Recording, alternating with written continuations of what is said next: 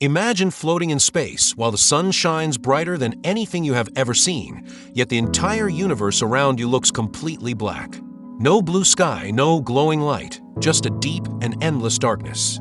That feels strange because the universe is filled with billions of stars.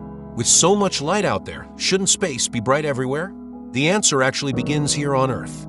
Our sky looks blue because sunlight enters the atmosphere and hits tiny gas molecules that scatter light in different directions, a process known as Rayleigh scattering. This scattered light spreads across the sky and fills it with brightness, which is why during the day we see a bright blue sky instead of darkness.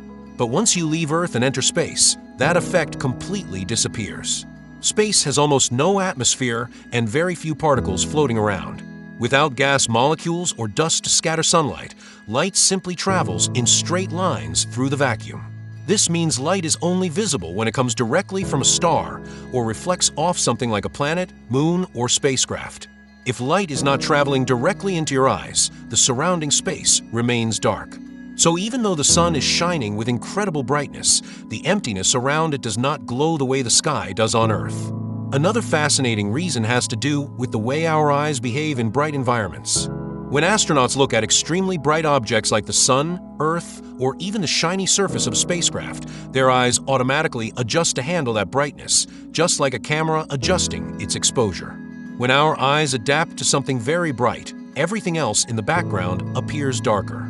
Because of this natural adjustment, the vast background of space looks even darker than it really is, turning the universe into what seems like a deep black canvas.